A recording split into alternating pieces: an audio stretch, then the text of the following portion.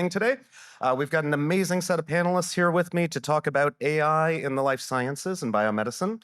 And we'll maybe just start off with a quick round of introductions for each of our panelists, and then we'll move into some of the questions about how AI is really shaping life sciences, accelerating our insight generation, and where that's really impacting the efficiency of everyone's business. All right, good morning, everyone. This is Joy Wang from Dendreon. Dendreon is one of the commercial stage cell therapy company. Actually, it's the first one build a commercial fully integrated manufacturer facilities. And also, this is a company actually have an in-house clinical commercial sales force and logistic and so on and so forth. The reason I mention that is actually that's an opportunity, give me a practical learning how data and the digital can really transform the precision medicines. Actually, before Dendreon, I spent many years and work with a big pharma side. And so my life actually experienced across licensing, M&A transactions, portfolio strategy, and also for multiple commercial roles, including marketing, global strategic pricing, so on and so forth. That gave me this good exposure for different modalities, including the small molecule, biologic, advanced therapies. I think for me, what is really key learning is for the innovation cycle involves over time.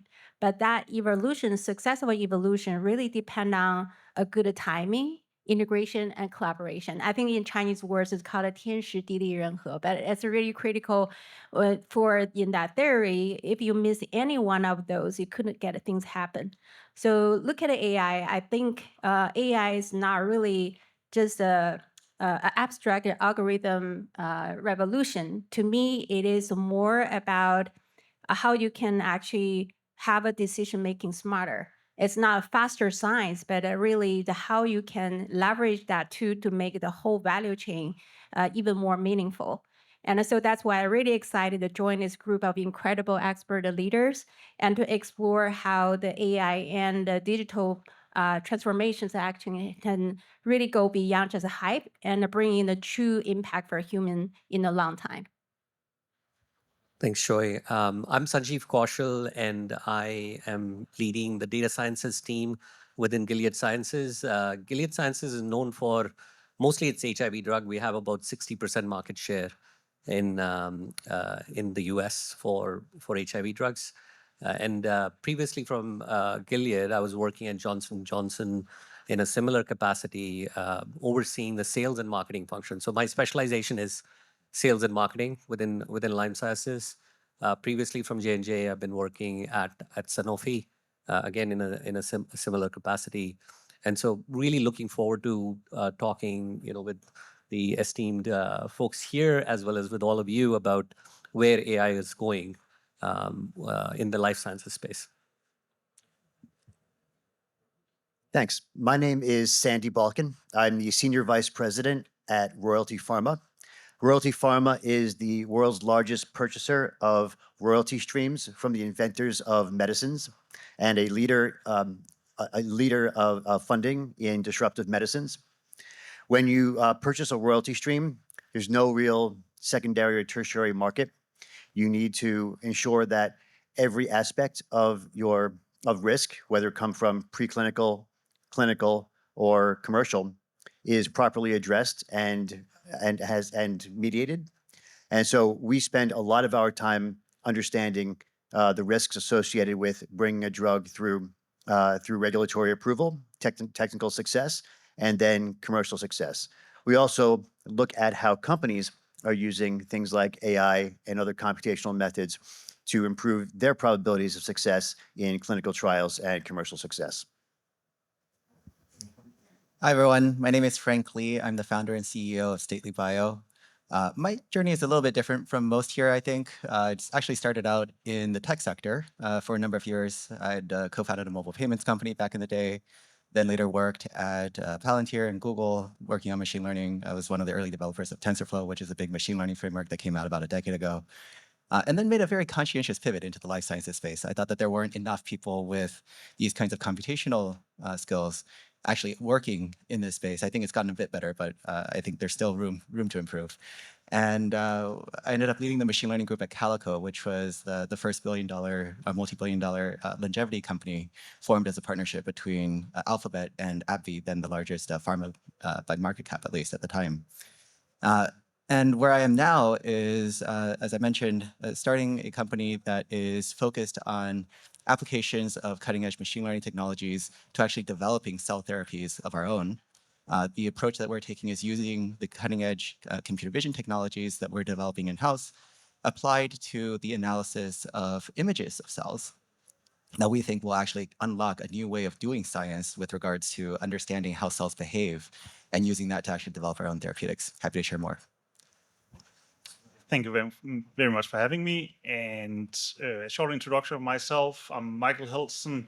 I'm a serial entrepreneur that the last 20 years have been building companies in this space in between computational power on the one side and molecular biology, DNA, RNA, proteins on the other side. The first company we started back in Denmark, now more than 20 years ago, basically ended up being one of the bioinformatics platforms for next-generation sequencing and precision medicine enablers. So building technologies that enable these new ways of doing medicines have been my career. Today, I'm the CEO of 𝐒XoZymes. We are a young company with a breakthrough AI pharma technology opportunity that we IPO'd on Nasdaq last year, a year where everybody told us biotech would not be the right year to take something pre-revenue, but the good news is that it's actually gone pretty well, and we have only been up since the IPO. So it's still a reality that when we build new drugs, there's a high risk profile associated with what we do, and what we're basically trying to do with AI is to overcome some of the risk profiling by getting a lot of the calculation and stress tests of the opportunity as much upfront, so that if we're going to fail, we fail fast before it's been too expensive. Great. Well, thank you all so much for those intros, and very excited to hear your insights on these various areas. My background, I'm a physician scientist and have either touched on or had exposure to pretty much all of your guys' spaces in various contexts. Also a bit of an atypical background, started out very computational. On the clinical side now, work in transfusion medicine, so working with cell therapies, several clinical trials there. And on the research side, computational with a background in infectious disease and virology, and now really focused on building out things like cell maps. So how do we take biomedical knowledge and use AI to really help drive that drug discovery and moving back and forth between bench and bedside. So how do we make that more efficient and really take advantage of the data assets that we all have as those that are available publicly to us as well. And just to start, one thing that we've seen in the healthcare side, which is one that tends to move a little bit slower, particularly with new technology, is that we've really seen a rapid increase in adoption of AI, not just writing the research paper and getting that out and stopping, but really seeing those come back into the clinic for production uses, going through things like 510(k) clearances at the FDA. And would love to hear each of your insights on where are you seeing AI applied within your businesses today? Not just future facing, we can get to that later, but where have you seen some of those tangible benefits and had that help accelerate various aspects of your work? Thank you very much, Will. I think I would say from a scientific perspective, we heard AI be most used or visible in the research discovery and also clinical optimization. But I think in the space of cell therapy, there's so many more opportunities we can explore. And it's basically a blue ocean. Actually, AI can be taking the role of a more transformative.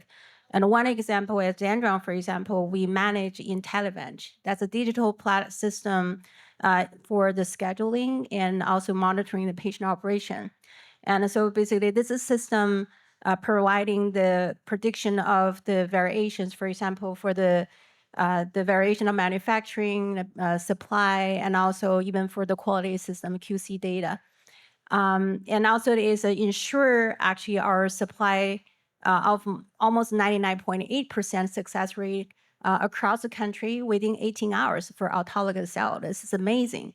But can you really imagine without this digital intelligence in place, the autologous cell logistic supply was almost impossible. So that's just to show one example how the digital and AI could transform really the industry operation. And the other thing, actually, a couple of days ago, Frank and I, we just chatted for some of the new area AI could be more transformative and in a bigger picture. For example, we are talking about AI simulation. Some of the CAR T program failed, and it's not really because it failed for science, it's because it failed for hypothesis. If you look at the insights, it could be really scary because without the guidance of this tool, and then imagine the price and investment we committed associated with the downstream of development, clinical, even for the commercialization, going to trigger for all this downside cascade of waste, right? So that's a lot of areas that we see potentially AI can play more critical role for the transformation in the future, not only just for the scientific perspective, but for the all supply chain, all the operations, and also patients and the treatment in the future together.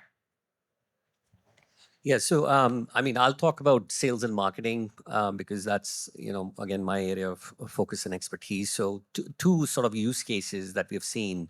One is what we call the omni-channel space, where you want to be able to reach out to the right customer at the right time with the right content and the right cadence.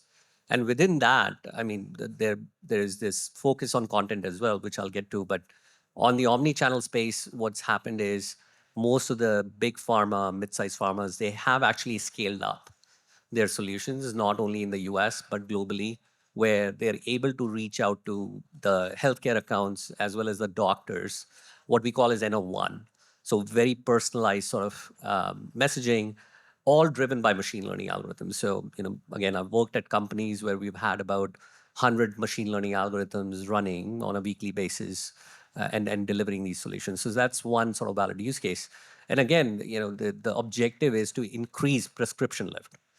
Make sure that the doctors are writing the prescriptions for our company, right, as compared to our competitors. And that's directly tied to the investments that are being made as well as the financial objectives. The second use case that we're seeing, which is more tied to generative AI, is content generation. So again, in the omnichannel space, content is very, very important, and you want to make sure that the content is delivered again to the right people with the right messaging. And this is where we're seeing, a lot of companies, a lot of startup companies coming in and pushing for how we can get content generated really, really fast, and not only in the US but across, across the board. So, two essential use cases: one around omnichannel, and within that, generating content using generative AI. So Wade, you asked your question in a very interesting way. First, you said, tell us where you're seeing AI used in your industry. And then you asked, where is it adding tangible value? Two very different questions. That's true. So as an investor, everyone is putting AI at the end of their website. Everyone is saying that they're using AI.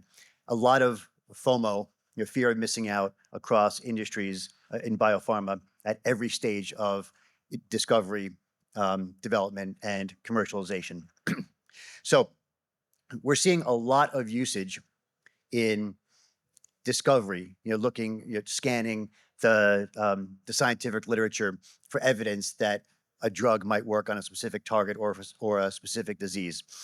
We're seeing a lot of work in, it's very important to understand and realize that you can't just type in to ChatGPT, tell me if this drug is going to work on this mechanism for Parkinson's disease. The human biology is so complicated. It has redundancies, it has connections, it has protections, it has upstream, it has downstream, and drugs have on-target effects, off-target effects. Some targets are not even druggable, meaning the drug can't get into the cell that it needs to have the impact that that the researcher thinks it might have. And so we really haven't seen much success to date of using or identifying new targets and new mechanisms using AI. We are seeing a lot of success using AI for some of maybe the clerical work. running clinical trials, running clinical trial feasibility, making sure clinical trials are running on time. We just held, Royalty Pharma just held a joint symposium with Mount Sinai, where we had an afternoon learning about AI and how nurses are using AI to better understand patients before they go into their rooms at the hospitals. How doctors are using AI to write those notes that you receive. And we had a big discussion as to whether having an AI as your doctor is something for commercial insurance, also known as rich people, or Medicare insurance, known as elderly people, or Medicaid patients, also known as disadvantaged people. So we are seeing AI run in every aspect of biopharma, some successful, some not successful. But in the end, we're not really seeing AI reduce the time in clinical studies, in preclinical activities, or in the effort needed to get a drug to market. And we still see a lot of drugs, even when AI is involved, look great preclinically in animal models, fail when they get to humans. And I think that's the major opportunity, is not, it's still going to take 10 years to bring a drug into the clinic. It's still going to take 12 years to bring a drug to commercialization. But how can we use this vast information, this new way of going through scientific literature and patient data and EMR data, and now, like Wade, some of the work you do in mapping and creating graphs of how diseases and drugs and ligands and proteins all interact together. How can we use that to improve the probability of success from moving from preclinical to clinic, so that when you run that phase 2, when you run that phase 3, the probability of success is a lot higher than the, say, 10% it is now. And we see a lot more investment into new and novel medicines with a higher conviction that, and not conviction based on, I think this is going to work, but actual data, actual simulations, actual computational methods that show why this drug would work and why the phase 3 trial should be successful, and why when it gets into the general population, it'll help patients that so desperately need that medicine. Yeah, well said, Sandy. I absolutely agree with what you just said. I think it's important to actually focus a little bit on what we mean by AI. I think this is a term that's been thrown around quite a bit. As a practitioner in this space, I actually prefer not to use that term too much. Prefer to use machine learning, for instance, which actually more directly describes the technology that's actually being implemented. And actually, if you think about what's happened in the machine learning space, one of the very early improvements that were made was actually in the computer vision side, as opposed to all of the recent talk around large language models and natural language processing. And that's actually a very concrete area where I think machine learning has been able to make tangible progress. At least in our own hands, we're seeing, to give you a very different flavor of things, using machine learning to actually identify what's going on in a biological image, to actually inform us on hypotheses that we can then test and rank order those hypotheses, to allow us to actually run a larger scale of screening or experimentation using imaging, which is a very high throughput, low cost readout, as the primary readout for those screens. It just really changes the way that we can think about running various kinds of experiments, which we found incredibly advantageous, to Sandy's point, about being able to speed up the early stage R&D development, which I don't think has really been proven out too much in other spaces yet. And I think that that's really one of the advantages of being able to stay grounded to where are the data streams, like you said, that actually give us the opportunity to use these cutting edge technologies to actually make an advance. To give you a sense of how we're thinking about these applications moving forward, it's enabled us to actually make forecasts about what's going to happen into the future in the course of an experiment that allows us to actually plan better, allows us to pipeline better, and allows us to actually save on logistics and cost as we can actually make predictions of those manufacturing runs. So some ideas there. Maybe I can offer up a little bit of a concrete example, just by starting by saying AI, and I agree, it's actually machine learning and pattern recognition that would be better terms. can be applied to all of these many different spaces. So there's all the spaces where you have humans that can already do it today, but you can do it faster, cheaper, maybe even better. That's less interesting to me. The more interesting things is like when you start having pattern recognition engines that can start doing things that humans can't do today because we're limited by brain power or level of knowledge we can comprehend at the same time.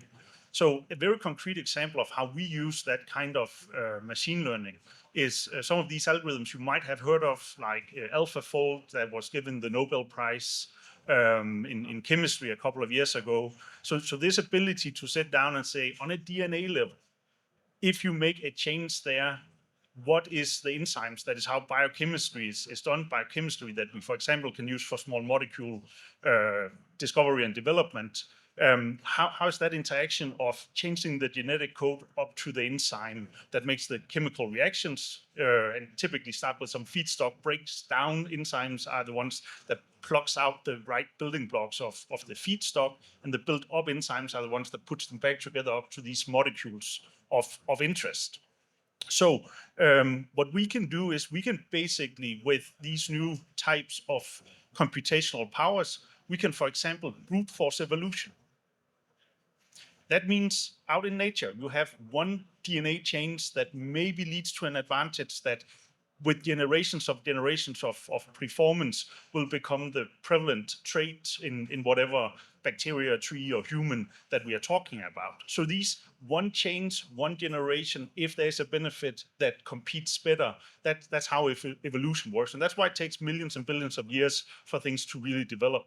What we can do now with these technologies is we can sit down and say, okay, we want to build a small molecule that could be a very interesting drug, but chemically, we haven't been able to mass manufacture these before.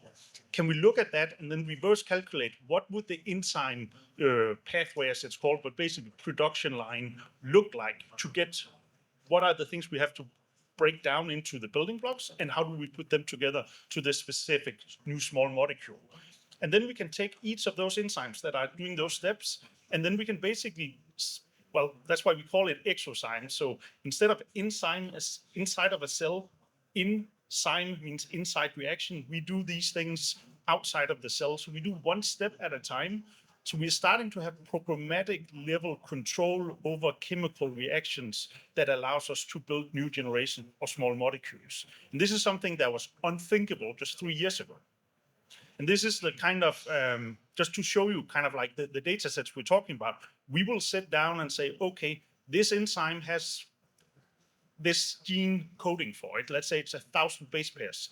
What if we play around with changing one base pair at a time and predict if it will make a positive impact? And then we run that computational power and try to find out what are the best mutations to incorporate. And in old days, that is like 3 years ago, people would say like, yeah, that's good because then you have all of this predicted thing, but how do we know if it's real? So what we have had to invent to be able to do these things is a scientific breakthrough of taking DNA and translating it into enzymes, basically by using enzymes themselves to do that translation. So we don't put DNA into cells anymore to express enzymes. We run that as an artificial process. And that allows us to do things in hours and days that before took months and years to do. And that means by having that speed up in, we do the prediction, we see if it works in reality, we feed that back in what is called reinforcement training loops to tell the algorithm, yes, you were right about this one, you were wrong about this other one. That way, we can basically brute force evolution by learning super quick between reality and this AI prediction. And with that, we're making enzymes that was unthinkable before, chemistry that was unthinkable before. Great. And just to come back to Sanjeev, a few things that you were starting to get into. For me, most of my focus ends up typically being in more of the basic sciences, translational, clinical healthcare piece. But within this space, we are leveraging AI, and Sandy, you were starting to mention some pieces here too. Where are we seeing those AI applications in the industry, but outside of predicting the protein interactions or predicting an outcome or a clinical trial? where might we see some of these efficiencies come in within that broader scope? Yeah. So, as I talked about the use cases for this whole area of sales and marketing, I mean, it is all about productivity in our space. So it could be productivity of improving our business processes, where how do you get again the content sort of generated faster? It usually takes 6 months to generate any kind of content that we want to send to the doctors, but now with generative AI, it's taking 3 weeks to generate that content, right? Again, we are a highly regulated industry, so you want to make sure that you approve that content as well, so that human factor doesn't go away there. But we are certainly seeing a lot of traction there. The other thing I would like to mention is from a macro and investing sort of concept here, and I talked about it in the last session I was here last year, that the pharmaceutical companies have started to focus in 3 main areas: oncology, immunology, and then neurosciences, right? Neurosciences became very interesting. I mean, it's sort of ramped up because of all the mental health issues that we're seeing, possibly due to social media and stuff like that. So, and the fourth one also is GLP-1, right? I'm sure you've heard of Eli Lilly and Novo Nordisk. They're making huge strides in that. And what's happening as a result of that is these disease states are very complex. And so what we are trying to figure out is, how do we make our machine learning algorithms much more efficient to identify the patients that are in this space and how the patient journey is actually progressing, and make sure that we get those insights really, really fast, and then be able to then target the doctors appropriately. So, again, a lot of focus on oncology, immunology, and then neurosciences, as well as what's happening in the obesity market here. Apart from that, I mean, usually pharma companies are slow to adapt new technologies, but we are very, very excited that, especially the big pharma, the Novartis, your J&Js, and your Mercks, et cetera, the like, they started these proof of concepts on generative AI very early on. As soon as ChatGPT was announced and came out the door, pharma companies said, let's go ahead and do these proof of concepts. Now things have stabilized. I mean, one company ran about 100 proof of concepts just out of the gate, and then realized, okay, what exactly are the use cases? So they've scaled back now like 10 use cases. And other pharma companies have learned from that, yeah, let's limit the number of use cases we're running. But it's really exciting to see that there's a huge adoption of especially these generative AI technologies within the pharma space, which is usually slow to adopt. I think Sanjeev brings up an important component to getting a drug to a successful commercial level. Pharma companies are one of their largest expenses is promotion, and promotion is for multiple reasons. One is to share the medical knowledge to physicians so that they know things like safety and efficacy, but also to do some behavior change, to drive behavior change, that when the next patient presents with some disease, that they are the last company or drug, and they have the leading share of mind, so that they think of prescribing their drug for that patient. Very stochastic. A patient has to present, the company has to promote, the drug has to have a majority share of mind, the physician needs to make that connection, and then write the prescription for the drug. There's also a new angle that we are starting to focus on, and that is how AI is being integrated into the EMR and the physician decision-making. So Gilead, Johnson & Johnson, Pfizer can promote as much as they want, have rock-solid messages, very compelling messages, but now that Epic and a lot of the EMR providers have AI in their system, physicians are going to be getting recommendations on diagnoses and treatments. So if your drug, say company X, is really good for a certain segment because it has higher efficacy, maybe a little worse safety profile than drug B, how can you be assured that your drug will be appropriately recommended to the patients where it would be the optimal treatment? And as you think about commercialization, if the doctor does not have that same freedom to make a decision based on their individual encounters, the patient history, their experience with the drug, that could serve as a really positive boon to drugs that are being recommended often by these AI systems, but could also serve as a real headwind to drugs that are not the favorite status, don't have the favorite status of the AI that's making those recommendations. Yeah, very much agree with all those comments. And maybe for the next question, Frank, something you had mentioned earlier, that we do run into not necessarily having as much access to some of that deep technical expertise within healthcare and the life sciences, particularly when we need a lot of that domain subspecialty knowledge when we're moving into things like using AlphaFold, protein folding. Finding those overlapping expertises can be difficult. If you wanted to maybe elaborate on that, or if you see other barriers or challenges to what might be blocking us or preventing us from implementing AI or adopting it more broadly within the industry? Yeah, I think early on, there was a lot of talk about big data. I think that that's the message that a lot of pharma companies took. There were even other companies, public companies, that have been promoting and touting this, the size of the data sets that they've collected. And I think that that is all fine, but actually what I think this field needs more is fast data, right? The ability to collect data and then learn from those data to then iterate on your experiments. Because biology is slow and complicated, it's not so much about just building the one thing massively scaled up in terms of a data set, but rather being able to iteratively collect and refine the way that you're collecting the data, the kinds of questions you're developing. And I think that that kind of mentality is something that I've come to appreciate just in my experiences here.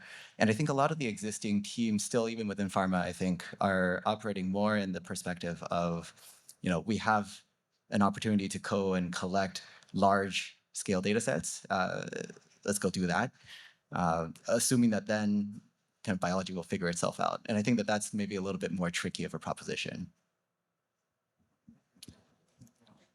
If I sat here as an investor listening to us, what I would be thinking about is what is actually going to end up as competitive advantages. Because if everybody is in an arms race getting the same weapons, then you basically will have a status quo on power relationships. If someone is bringing a gun to a knife fight, that changes the game, obviously. So what I would keep an eye on as an investor is, where do we have areas where not everybody gets the same? Right now, everybody is competing on, let's say, optimizing, sending out emails to doctors to influence them. But everybody does the same thing. And frankly, the doctors were overwhelmed before with emails, and now they're getting 1,000 times more. So like, how much competitive advantage does that lead to? Where the people that can, for example, be very customized and hit the nail on the head right away, that will bring an advantage. But what are the sizes of those competitive advantages? And that's why we as a company basically focuses in on where I think it will have the biggest impact relatively short term. And that is in drug discovery and drug development, when you open up new chemistries that was not available to the world before. So we, humankind, have been limited to getting small molecule drugs either from nature by isolating it somewhere in nature, or by petrochemistry. So medicinal chemistry, breaking down oil, gas, other petrochemistries down to basically small molecules that sometimes could then be combined and be one of these drugs that hit one of the drug targets. We are now in a world where we can do the other way around and say, if we can predict the perfect molecule, and that's a provocative statement in medicinal chemistry to say a thing like that, because it doesn't exist, but like this optimal key for a maybe even undruggable target, as you were talking about, Sandy, to be able to look at such a thing that is unreachable for humankind today, and then start having conversations about how we can actually use this understanding that the machine learning and pattern recognition engines we're building, how that allows us to start building chemistry we haven't been able to build before, is a true competitive advantage. Not just because it's very few people that can do it, but also because this is something you can get patents on. This is a computation of matter patent that it leads to, and that's back to the old pharma game of like whoever holds the rights holds either the revenue sources or the market share. All right. I think in the cell therapy perspective, I think for economics, it does not mean we have to have a big sales reps and a set of the behavior study. More about, I think, in the space is data. And I think for a lot of cases, I think on the one side, we have to think about how can we help ourselves improve the efficiency by utilizing those massive data already exist. And that's the one part that help the AI to train and to learn. But on the other side, we also depend on AI generated new data, which actually can be more inspiring and suggestive moving forward. So that's actually the balance we have to maintain. How can we make the AI, the modality, and also algorithm more sustainable in the future?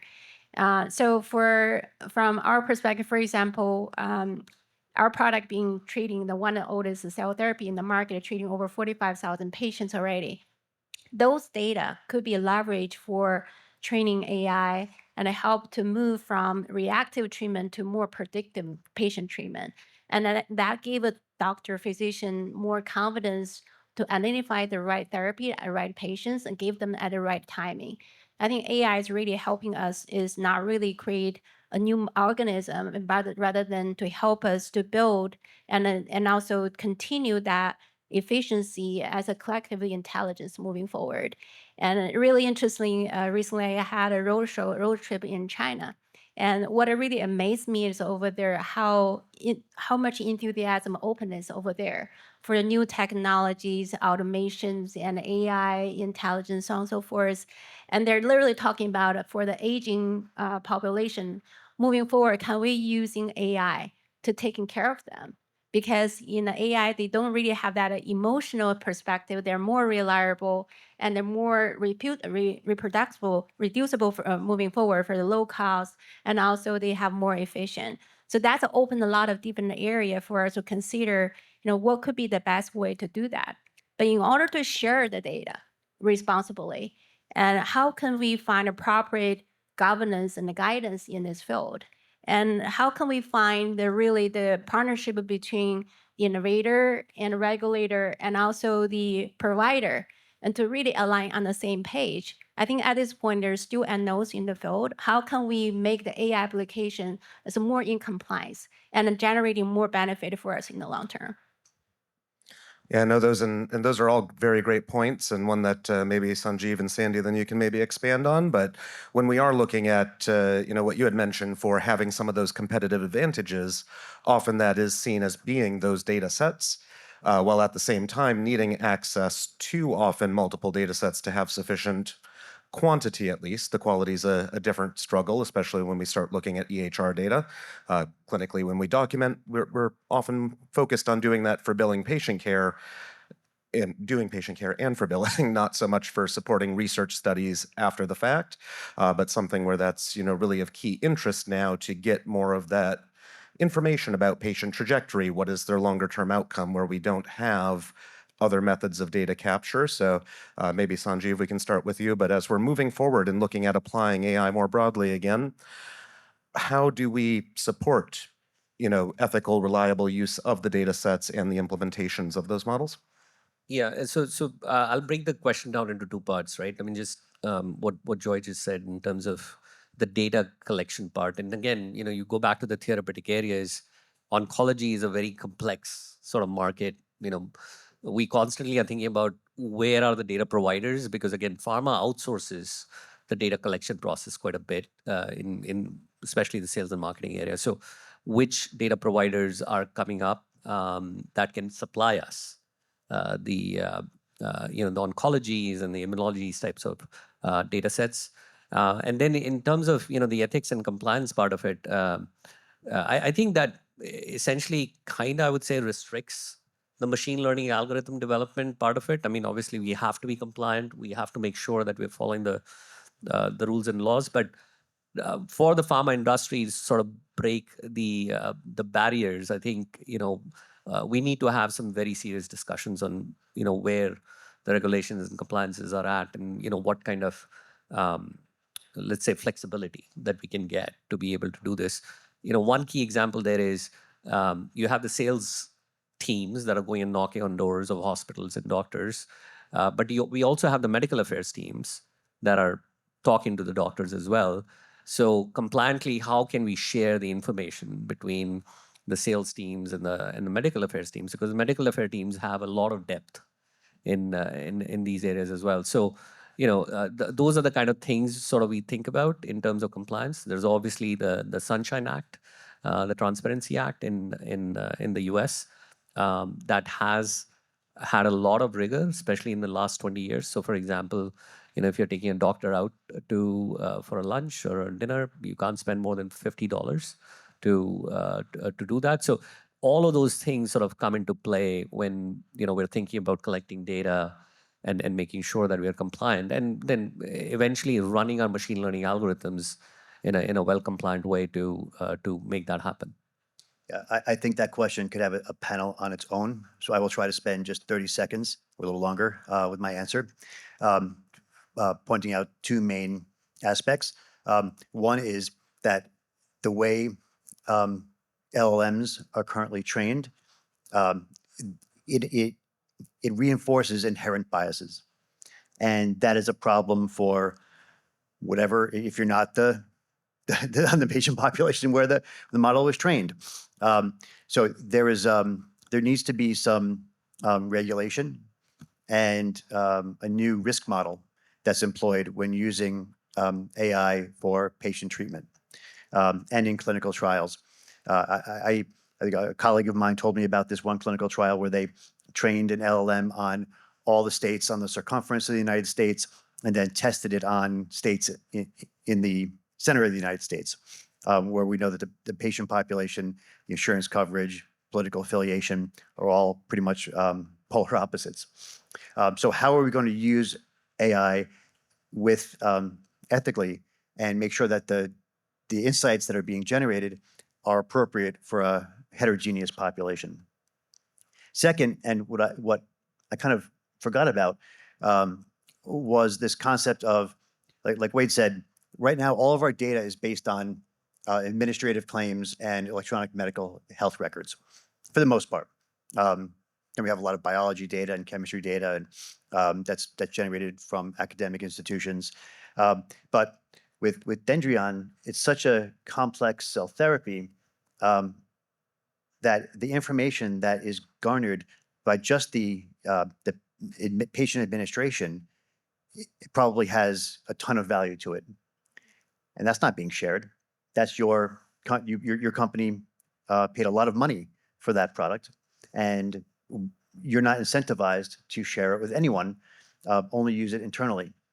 So hopefully you're using it internally, but the power of AI and the requirements of data, heterogeneous data, to generate generalizable models to everybody is going to require a new data sharing type of ecosystem. And like Wade said, the claims data sets are fit for purpose for another purpose, and we use it as secondary data for our purpose. There is tons of data inherent in clinical trials, in patient administration, in electronic health records for individual systems, but really it's not being shared. And until there's a chance, an opportunity, an ecosystem where all those data assets can be shared, while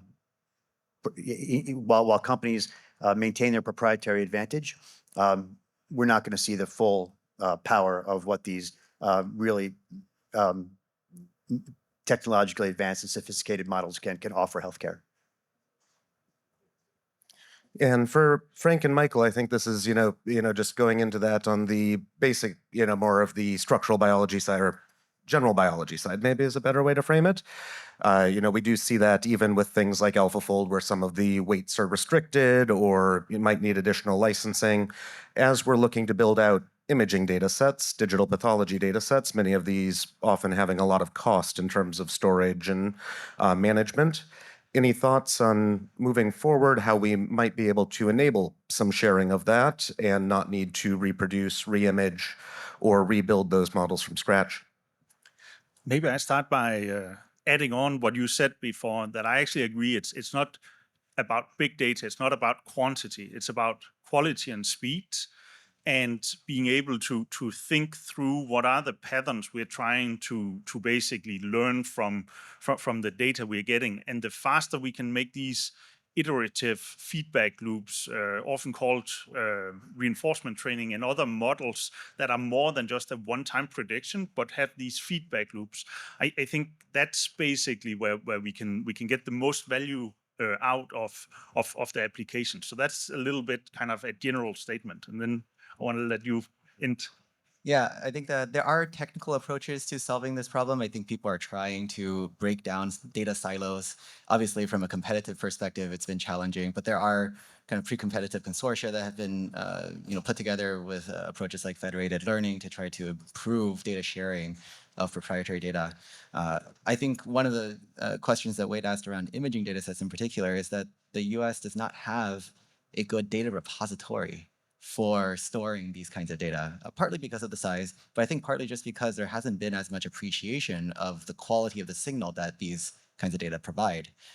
Part of it is building technologies to be able to extract those kinds of insights. But to the point where we have another, SRA, for instance, which is the repository for genomic analysis, that we can actually have corresponding analogs of that, where all NIH-funded projects end up having to deposit imaging data into a centralized repository. I think that is going to be really hard until we get to that point, it's going to be really hard to count on large-scale data sets to come to fruition. Hopefully there are NIH-funded studies And that going too. forward. Stay positive. Well, thank you all very much. I think we're at the end of our time, but appreciate having all of you join the panel and all of you for attending and listening in. Thank you.